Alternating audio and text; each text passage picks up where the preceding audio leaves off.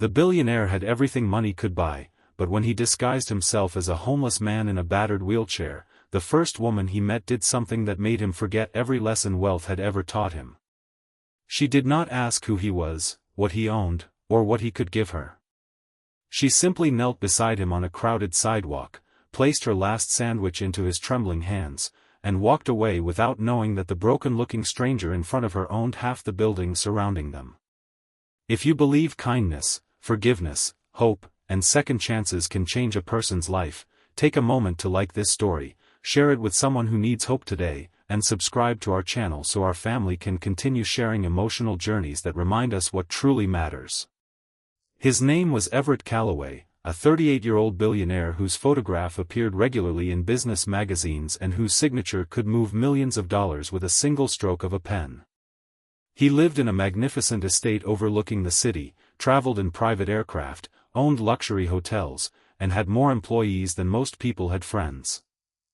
Yet despite everything surrounding him, Everett had become deeply lonely. His parents had died years earlier, and the people who entered his life often seemed interested in his fortune before they became interested in his heart. He had dated women who admired his cars, women who wanted access to his companies, and women who treated love like a business arrangement. Each failed relationship left him more suspicious than before. Eventually, Everett became convinced that if he ever found someone who truly loved him, he would have to meet her without money, influence, or status standing between them. The idea began after a charity luncheon when Everett overheard two wealthy acquaintances laughing about a man who had recently married into a fortune. They joked that people could easily pretend to love someone if enough money was involved. Everett said nothing, but the words stayed with him. That afternoon, he drove past a neighborhood where homeless people struggled beneath the bright afternoon sun and saw something that unsettled him. A wealthy businessman was walking past an elderly homeless man without even looking at him, while a young woman stopped to offer the man water. Everett watched the woman leave and wondered whether kindness was becoming rarer than wealth. That evening, he made a reckless decision.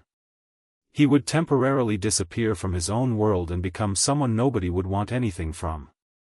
With the help of an old theatrical makeup artist and one trusted security employee, Everett created an entirely new appearance. His expensive clothes disappeared.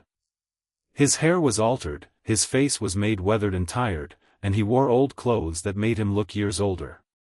He used a battered wheelchair and pretended that an old injury had left him unable to walk. He carried a small worn bag containing almost nothing and spent his days in public places where wealthy people would normally never stop. His security team watched from a distance, but Everett insisted that nobody interfere unless he was in genuine danger. He wanted to see the world without the protection of his fortune. For several days, the experience was brutal. People who once would have opened doors for him now avoided eye contact. Some stepped around him as though poverty were contagious. Others tossed coins into his cup without looking at his face. A few laughed at his clothing. Everett began to understand that money had not merely changed his lifestyle, it had protected him from seeing how invisible struggling people could become. He also realized how quickly he had once judged people based on appearances without noticing it. Every rejection humbled him. Then, on a warm afternoon, Everett met Clara Whitmore. Clara was 29 and worked at a small neighborhood bakery where she earned just enough to support herself and her younger brother, Finley. Their parents had died several years earlier, leaving Clara with responsibilities she had never expected to carry. She had once dreamed of studying architecture, but family circumstances forced her to abandon college and work full-time. Despite her struggles, Clara had a gentle spirit. She remembered customers' favorite pastries, quietly paid for food when elderly people came up short, and often carried unsold bread to a local shelter rather than allowing it to be wasted. That afternoon, Clara was walking home carrying a small paper bag containing her lunch when she noticed Everett sitting beneath the shade of a tree. His hands were trembling, and he looked exhausted. Several people had walked past him. Clara stopped. She looked at the sandwich in her bag, then at him, and without hesitation handed him her only meal. Everett stared at her in disbelief. She had no idea he was watching her carefully. He wanted to know whether this was an act for attention, so he quietly waited. Clara simply smiled, adjusted the blanket across his knees, and began walking away. Everett could not let her disappear. He later encountered her again near the bakery, still wearing his disguise. Their friendship began slowly. Clara never treated him as helpless. She pushed his wheelchair when the pavement became difficult, but she also encouraged him to make his own choices. She brought him food whenever she could, but she never gave him money. Instead, she helped him find dignity in small things. When Everett mentioned wanting to work someday, Clara searched for places that offered opportunities to people with disabilities. When his coat became soaked after a sudden afternoon rain, she gave him her spare sweater even though she needed it herself. What Everett did not know was that Clara was struggling desperately. Her younger brother Finley had been accepted into a technical college, but the tuition was far beyond what she could afford. Clara had taken extra shifts and sold personal belongings to help him. She never complained. She believed that if she could give Finley a better beginning, her own sacrifices would be worth it. As the weeks passed, Everett became increasingly attached to Clara. For the first time in his life, someone seemed to care about him without knowing anything about his wealth. He began helping her in small ways while maintaining his disguise. When the bakery needed repairs, he secretly arranged for an anonymous donor to cover part of the cost. When Clara struggled to pay Finley's school deposit, Everett considered immediately solving the problem, but he stopped himself. He feared that revealing his wealth would destroy the very thing he was trying to discover. Then everything changed when Everett's business world unexpectedly collided with Clara's. The Callaway Foundation announced that it would provide grants to struggling families in the neighborhood. Clara applied on behalf of several families, not herself. During the review process, Everett discovered that one of the applications had been submitted by Clara, recommending financial assistance for an elderly couple whose home was about to be taken away. She had spent hours helping them complete the paperwork even though she gained nothing from it. Everett's admiration became love. But love built on a lie could not remain hidden forever. One afternoon, Clara found Everett outside the bakery surrounded by men wearing expensive suits. She recognized one of them from television. He was the chief executive of Callaway Holdings. Clara froze as she watched the executives approach the supposedly homeless man in the wheelchair with unmistakable respect. Before she could understand what she was seeing, a luxury vehicle arrived and a security team stepped out. Everett knew the moment had come. His disguise was removed, and the truth was finally revealed. The homeless man Clara had fed was not homeless. He was Everett Callaway, the billionaire whose company owned the building where she worked. He had never been paralyzed. The wheelchair and disability had been part of his disguise. Clara's heart broke. She was not impressed by the revelation. She was devastated by the deception. Every memory suddenly felt uncertain. She wondered whether the moments they had shared were real or merely part of an experiment. She felt humiliated that someone with unlimited wealth had treated her life like a test. Clara walked away before Everett could explain everything. For the first time in years, Everett understood what it meant to lose someone he genuinely loved. He could have bought forgiveness from almost anyone, but he knew money would only make Clara feel more betrayed. So instead of chasing her with gifts, he accepted her anger. He went to the bakery during the afternoon and stood outside without security, without luxury clothing, and without asking her to forgive him. He admitted that his experiment had been selfish and unfair. He acknowledged that he had wanted to discover whether someone could love him without his wealth, but in doing so he had failed to consider what his deception could cost another person's heart. Clara listened but remained silent.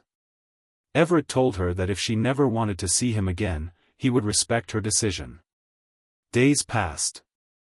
Clara expected Everett to disappear from her life, but something unexpected happened. The Callaway Foundation announced a new program supporting workers from struggling families, and Clara discovered that Everett had not secretly given her money or manipulated her into accepting charity.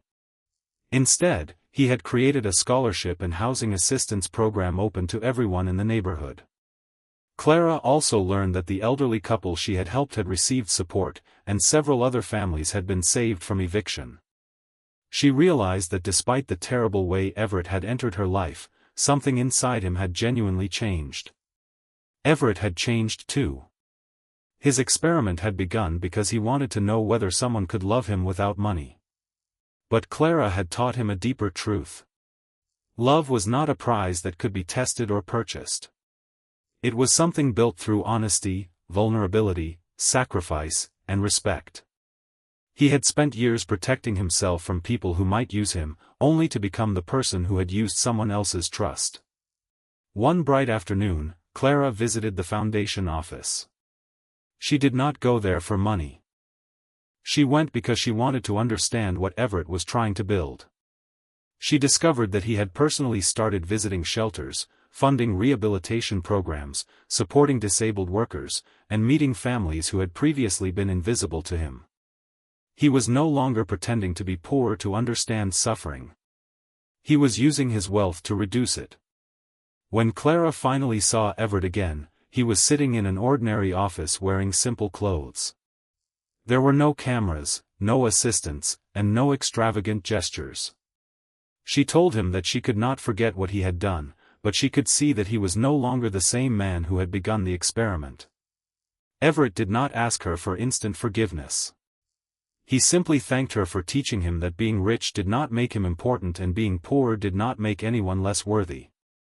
Clara eventually forgave him, not because his money impressed her, but because he had finally learned to stop hiding behind it. Their relationship did not become perfect overnight. Clara insisted that they take things slowly. Everett agreed. He sold several unnecessary properties and redirected millions into community programs. Clara returned to her dream of architecture through a scholarship that she accepted only after ensuring the program was open to other students in similar circumstances. Finley entered college and later became involved in designing affordable housing. Years later, Everett and Clara stood together at the opening of a community center built on land Everett had once planned to turn into another luxury development. The center provided job training, meals, educational support, accessibility services, and temporary housing for struggling families. Clara had helped design it. Everett had funded it. But neither considered it their greatest achievement. Their greatest achievement was the life they had built after learning how fragile trust could be. Everett sometimes remembered the day Clara had handed him her last sandwich. She had no idea that she was feeding a billionaire. She had simply seen a human being who appeared hungry. That single act had changed the direction of his life. He had gone looking for a woman who could love a poor, disabled stranger, but God had sent him something far greater. A woman who taught him that true love was not about discovering someone willing to accept your wealth or your weakness. It was about becoming honest enough to be loved for who you really were. And Clara understood something too. She had spent years believing that sacrifice was simply the price of caring for others. Everett taught her that she was allowed to dream for herself as well. Together, they discovered that sometimes the blessing we receive does not arrive in the form we expect. Sometimes it comes disguised as a difficult lesson, a painful truth, or a person who forces us to become better than we were before. If this story touched your heart, please like this video, leave a meaningful comment, share it with someone who needs hope today, and subscribe to our channel so you never miss another emotional journey. Before you go, leave a comment telling us what you believe matters more in love, money, appearance, or the kindness someone shows when nobody is watching. Because sometimes the greatest blessing in life is not finding someone who loves what you have, but finding someone who reminds you who you are without it. In the end, Everett never again needed to pretend to be poor to discover whether he was loved. He had learned the answer the hard way. Clara had not fallen in love with the billionaire, the mansion, the cars, or the fortune. She had cared for a wounded human being when she believed he had nothing to offer her. And when the truth finally came out, their love survived only because both of them chose something money could never purchase: forgiveness, honesty, humility, and a second chance.